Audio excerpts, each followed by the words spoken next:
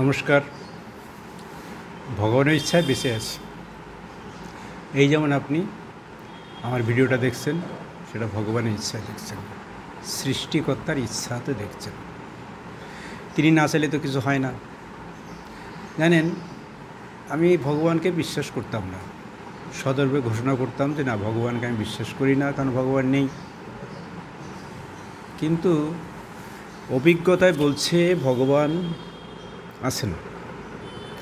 ভগবান না থাকলে এই যে 26,000 ছেলেমেয়ের আমাদের এই বাংলায় চাকরিটা নট হয়ে গেল, এটা হয়? আপনি বলছেন যে ভগবান, এরা কেউ ভগবান বিশ্বাসী নয়, এরা ভগবানকে পরম ভক্তিতে শ্রদ্ধা করার পরে ভগবান চাইছেন যাতে ওদের চাকরিটা না থাকে। তাই নেই। চাকরি যখন হয়েছিল তখনও ভগবান চেয়েছিলেন চাকরি হোক। ভগবান চেয়েছিলেন যে স্কুল সার্ভিস কমিশন এই অনিয়মগুলো করুক, তাই হয়েছে। ভগবান চেয়েছিলেন যারা চাকরি পায়নি তারা কোর্টে যাক, কোর্টে গেছে। ভগবান চেয়েছিলেন বা সৃষ্টিকর্তা চেয়েছিলেন, তাই কোর্টে তারা জিতে গেছে। আর 26,000 ছেলের চাকরি, ছেলে মেয়েদের চাকরি হাওয়া হয়ে গেছে। এই যে দুঃখ, এই দুঃখটা কমাবার জন্য আমাদের তো ভগবানের আশ্রয় নিতেই পারি। ভগবান চেয়েছে বলেই তো এটা হয়েছে, না হলে হয়? আপনি বলুন। এত অনিয়ম, এত কিছু জেনে রাজ্য সরকার যদি চাইতো যে না, আমি এদের চাকরিটা দিয়ে দিই, কিন্তু ভগবানের শেষ ইচ্ছা হয়নি। ভগবান চাননি যে নিয়ম মাফিক যারা ভালো তাদের চাকরিটা থাক, যারা খারাপ তাদের চাকরিটা চলে যাক। ভগবান চেয়েছেন সবারটা যাক, গেছে।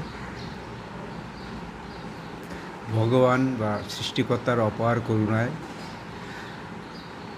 কিন্তু এই অপার করুণায় তো অন্য কিছু ঘটতে পারে। সৃষ্টিকর্তা চাইতেই পারেন এরা প্রতিবাদ করুক, যেমন কিছু ছেলে মেয়ে কোর্টে গিয়েছিল ন্যায় বিচারের আশায়, তেমনি এরা প্রতিবাদ করুক। যারা চাকরি দেওয়ার নাম করে টাকার বিনিময়ে চাকরি নিয়েও, টাকার বিনিময়ে, এই কথা একটু বলি। আসলে টাকার বিনিময়ে কথাটা কেউ বলছে না, শুনছেন কারো মুখে? কেউ বলছে আমি পিএইচডি, কেউ বলছে আমি ফার্স্ট ক্লাস ফার্স্ট। আমি তাদের শ্রদ্ধা করি, তারা সত্যি ভালো ছাত্র, তাদের কোনো করি না। কিন্তু কেউ কি বলছে যে আমি টাকা দেইনি? কেউ বলছে না। টাকার বিনিময়ে যা কিছু হয়েছে মূল অন্তরাত্মায় ওই যে কাকু কোথায়, সৎ কাকু, তারপরে আর অনেক কাকুরা আছে, সবার কথা উঠে আসছে প্রচারে। সবই তো টাকা। টাকা পাওয়া যাচ্ছে বাথরুমে, টাকা পাওয়া যাচ্ছে রেস্টুরেন্টে, অসংখ্য গাড়ি ভর্তি করতে টাকা আসতো গ্রামগঞ্জ থেকে, কত কিছু গল্প শুনি। অর্থাৎ এই চাকরি বাকরির পিছনে টাকা ছিল, কিন্তু ছিল। সৃষ্টিকর্তা চেয়েছিলেন তাই ছিল, ভগবান চেয়েছিলেন তাই ছিল, এবং চাকরি পেয়েছিলেন। এখন ভগবান চাইছেন না, কিন্তু সত্যি কি ভগবান চাইছেন না? মুখ খুলে বলুক তারা যে এই আমার কাছ থেকে টাকা নিয়েছে, এবং সবাই প্রতিরোধ গড়ে তুলুক সরকারের বিরুদ্ধে, অন্যায় যারা করেছে তাদের বিরুদ্ধে, যে আমরা কেন আমাদের ন্যায্য চাকরিটা পাবো না, কেন টাকা নেওয়া হলো, আপনি টাকা নিয়েছেন, আমার চাকরি কেন চলে যাবে।